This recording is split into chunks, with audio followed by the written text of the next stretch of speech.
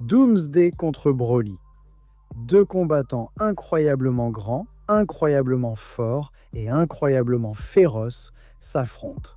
Mais dans un combat aussi féroce que celui-ci, est-ce que ça va vraiment être serré?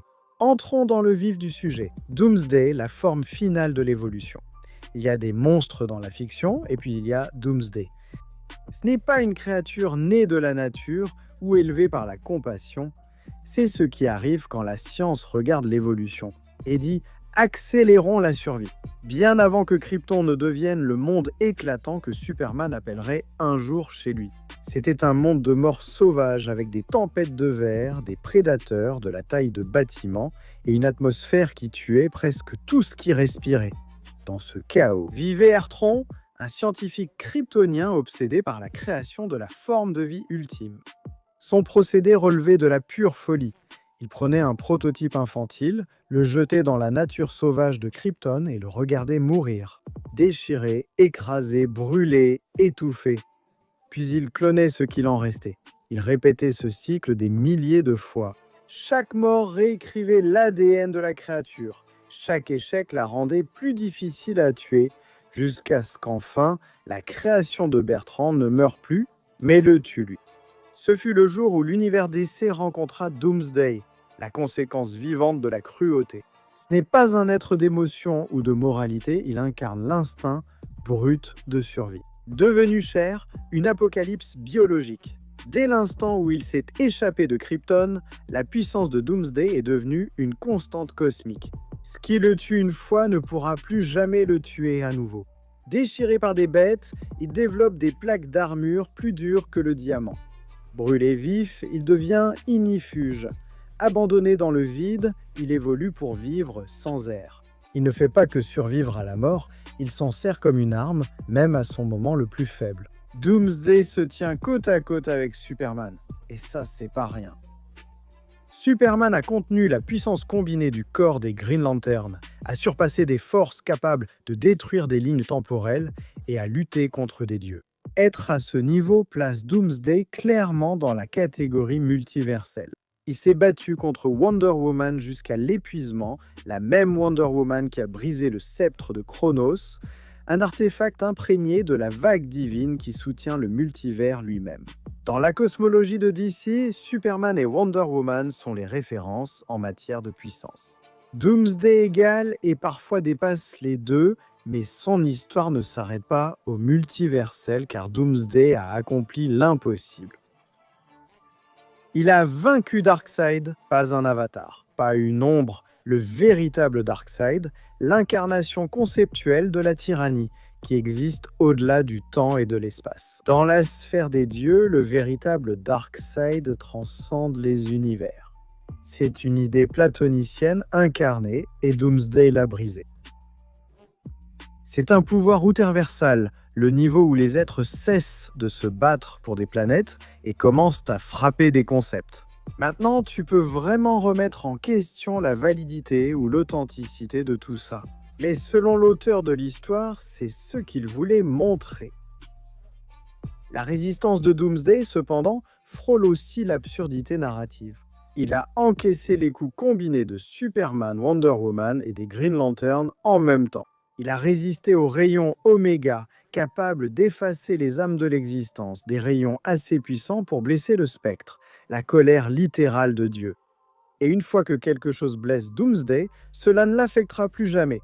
Si tu le tues une fois, tu viens juste de lui apprendre comment ne pas mourir la prochaine fois qu'il s'échappera. La zone fantôme, un vide sans dimension décrit comme un monde sans horizon entre l'être et le néant.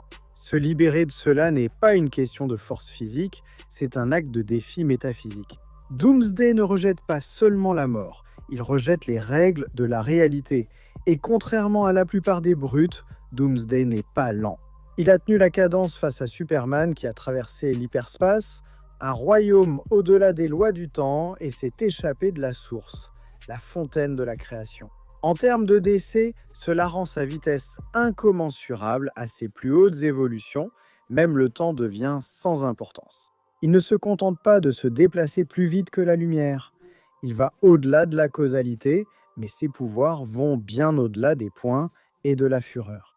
Le corps de Doomsday est un arsenal changeant. Des éperons osseux qui transpercent la peau des Kryptoniens, du poison qui fait fondre la chair, une régénération qui le reconstruit en quelques secondes et une aura de mort qui fait pourrir tout ce qui l'entoure. Il a développé la projection d'énergie, la téléportation, la télépathie et le vol. Dans Rebirth, Doomsday a même montré la capacité d'infecter d'autres personnes avec son ADN, créant ainsi de nouveaux hybrides de Doomsday. Sa simple existence est une annihilation contagieuse. Et au fil des années, il a développé une résistance à l'absorption d'énergie, à la télépathie, aux attaques sur l'âme et même à l'effacement de l'existence. Il a été vaporisé, désintégré, atomisé, jeté dans des trous noirs, réduit en poussière. Et pourtant, d'une manière ou d'une autre, il revient toujours. À la base, Doomsday existe aisément dans la catégorie Multiversel Plus, capable d'échanger des coups avec des adversaires comme Superman et Wonder Woman sur un pied d'égalité. À son apogée, Doomsday atteint le niveau Outerversal, vainquant des dieux conceptuels et s'échappant de la non-existence dimensionnelle. Son endurance est infinie, son évolution sans fin et sa nature inarrêtable. Une fois que vous affrontez Doomsday, le compte à rebours commence, car chaque seconde où vous survivez, il apprend à mieux vous tuer. Il ne complote pas, ne conquiert pas, il ne se vante pas, il est tout simplement. Quand Bertrand a jeté ce premier nourrisson dans le désert de Krypton, il n'a pas créé une créature, il a créé une déclaration selon laquelle la vie elle-même pouvait devenir si violente, si implacable, que même la mort se lasserait d'essayer. Doomsday est cette déclaration faite chair, l'extinction enveloppée dans des os, la haine à laquelle on a donné un battement de cœur. Il n'est pas la fin d'une histoire, il est l'histoire qui met fin à tout le reste. Mais ensuite, il y a Broly, un Saiyan d'élite qui est né avec un potentiel de puissance extraordinaire, même bébé. Sa puissance dépassait toutes les limites et surpassait facilement le prince Vegeta. Sa force a choqué et effrayé le roi Vegeta. Alors Broly a été exilé. Le roi craignait que Broly ne défie un jour son fils pour le trône et ne devienne ainsi un danger pour l'univers lui-même. En exil, il a été élevé par son père jusqu'à ce qu'il soit finalement secouru, 48 ans plus tard, par des membres de l'armée de Freezer. Cherchant à se venger, il a été forcé de combattre contre Son Goku et Vegeta. Broly est incroyablement puissant. Freezer, Son Goku, Piccolo, tous reconnaissent son niveau de puissance et remarquent à quel point il est puissant. Son Goku a même dit que Broly était bien plus fort que lui. Cela s'est passé avant que Son Goku ne puisse activer l'Ultra Instinct. Il a aussi dit que Broly pourrait en fait être plus fort que Beerus, et sachant que Beerus est vraiment le dieu de la destruction le plus puissant, c'est une déclaration assez lourde de sens. Et voici le clou du spectacle. Broly est capable de grandir et de s'adapter au fur et à mesure que le combat avance, devenant beaucoup plus fort, plus rapide et plus habile à mesure que le combat progresse et que Broly se transforme. En passant de l'état furieux au Super Saiyan et surtout au légendaire Super Saiyan, la puissance de Broly augmente de façon astronomique.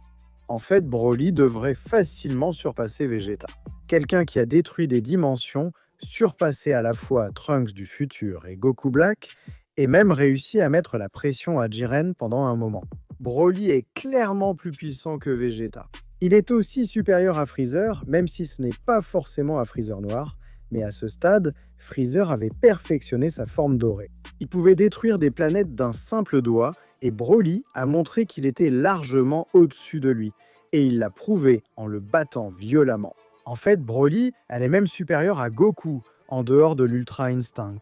Et à ce moment-là, Goku avait menacé de détruire des univers entiers. Dans certains de ses combats, Broly était encore largement au-dessus de lui. Il a fallu que Goku et Vegeta fusionnent en Super Saiyan Gogeta pour commencer à rattraper Broly en puissance, puis passer en Super Saiyan Blue pour commencer à réellement le surpasser. Donc Broly est clairement l'un des combattants les plus puissants de l'univers. Et même si Broly a accompli des exploits absolument incroyables sur lesquels nous pouvons nous appuyer ici. Comme je l'ai dit, il a réussi à surpasser et à complètement battre Goku, Vegeta et Freezer. Je veux en parler. Lorsque Broly a affronté Gogeta Super Saiyan et qu'ils ont brisé le tissu même de la réalité, Broly et Gogeta étaient si puissants qu'ils ont dépassé, ou en gros brisé les limites de l'univers, les transportant dans une dimension alternative. Dans cette dimension, ils lançaient tous les deux des attaques qui brisaient la réalité, fracassaient les murs de l'espace. Ensuite, ils font s'effondrer cette dimension alternative et se retrouvent de nouveau sur Terre. En gros, la puissance de Broly était trop intense et trop grande pour que l'univers lui-même puisse la supporter. C'est ainsi qu'il a pu briser la réalité, avec de tels exploits. Cela signifie que Broly est à un niveau multiversel faible, avec une vitesse 148 millions de fois supérieure à celle de la lumière, et une puissance de frappe capable en ce moment de briser la réalité elle-même. Alors, qui gagne? Analysons cela. Maintenant, il est clair et évident que Broly est incroyablement puissant. Il est l'un des combattants ultimes et les plus puissants de Dragon Ball, et il représente une menace pour à peu près n'importe qui l'affronte. Mais en réalité, tout ce que l'on peut dire sur Broly, on peut pratiquement le dire aussi sur Doomsday 2.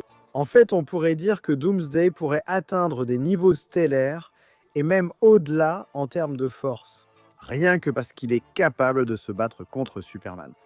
Oui, tout ce qu'on vient de dire sur Goku et Vegeta, on peut le dire aussi par des personnages comme Superman, Supergirl ou Martian Manhunter, que Doomsday a tous déjà battus par le passé.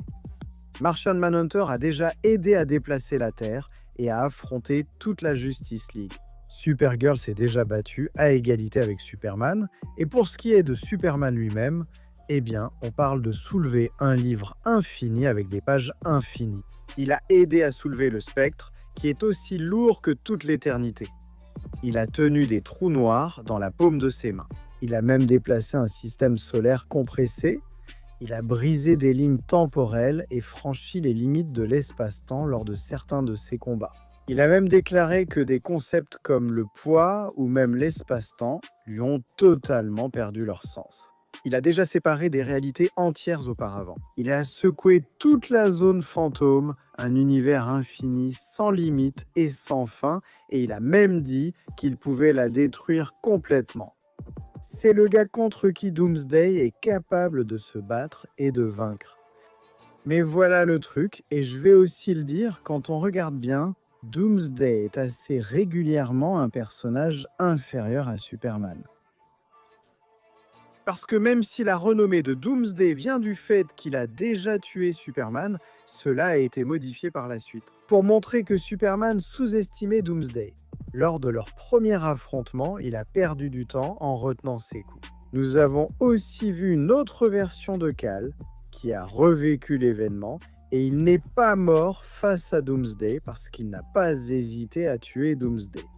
Et bien sûr, c'était aussi une version nettement plus faible de Superman que celle qui peut menacer de détruire des univers. Et à partir de ce moment-là, même si Doomsday a eu des exploits très impressionnants, comme dans Hunter Prey ou les guerres Gog ou en combattant les drones Impirex, il n'a jamais vraiment atteint le niveau de Superman à nouveau. En fait, à partir de ce moment-là, Superman a pu battre Doomsday de façon assez régulière dans la plupart de leurs combats. Il a même réussi à littéralement déchirer Doomsday en deux. Il est juste resté là pendant que Doomsday le frappait de toutes ses forces. Même d'autres méchants, comme Bizarro ou Cyborg Superman, ont battu Doomsday lors de combats. Et Clark a comparé certains méchants que l'on pourrait penser plus faibles que Doomsday, comme Damage ou Massacre. Et pourtant, Superman a dit qu'il pouvait donner des coups de poing plus puissants que le monstre. Maintenant, je ne suis absolument pas en train d'essayer de dire que Doomsday est faible. Je veux dire, c'est Doomsday. Ce monstre est toujours celui qui a tué Superman. Il reste un destructeur de la Ligue de Justice. Je ne pense pas que beaucoup de héros pourront survivre à une confrontation en tête-à-tête avec lui. Il reste l'un des meilleurs, l'un des plus forts, l'un des méchants les plus puissants qui existent. Je ne pense tout simplement pas que Doomsday soit réellement au niveau de Superman de façon constante. Je pense que Superman est plus puissant et qu'il gagnerait dans la plupart des combats en 1 contre 1. Et pour vaincre quelqu'un comme Broly, il faut au moins être au niveau de Superman. Broly est une menace tellement puissante qu'on peut le comparer directement à quelqu'un comme Beerus, qui, encore aujourd'hui, est considéré comme bien plus puissant que Goku et Vegeta réunis. Rien qu'en forme de base, il a pu battre Golden Freezer et Broly devient plus puissant et évolue plus vite qu'Almost Doomsday. Et à mesure qu'il devenait de plus en plus puissant, eh bien, il s'est retrouvé à affronter un Super Saiyan, Gogeta et Broly, et Gogeta était tellement puissant qu'ils ont dépassé ou en gros brisé les limites de l'univers, les transportant dans une dimension alternative. Dans cette dimension, alors qu'ils lançaient tous les deux des attaques qui brisaient la réalité et fracassaient les murs de l'espace. Puis ils font s'effondrer cette dimension alternative et se retrouvent de nouveau sur Terre. En gros, la puissance de Broly était trop intense et trop grande pour que l'univers lui-même puisse la supporter. C'est ainsi qu'il a pu briser la réalité. Ce serait un combat incroyable. Doomsday pourrait vraiment mettre Broly sous pression d'une manière que peu de personnages peuvent, mais je pense que Broly l'emporte quand même au final. Broly sort vainqueur, mais qu'en pensez-vous? Dites-le dans les commentaires ci-dessous. Je sais que vous allez avoir des avis et des sentiments sur celle-ci, c'est certain. Peut-être que vous êtes resté jusqu'ici et que vous êtes arrivé à la fin de la vidéo, c'est incroyable. Merci beaucoup de regarder et de nous soutenir. Et si vous voulez vous abonner, eh bien abonnez-vous. Vous allez voir plus de vidéos comme celle-ci chaque semaine. Je vous dis à bientôt, alors à la prochaine.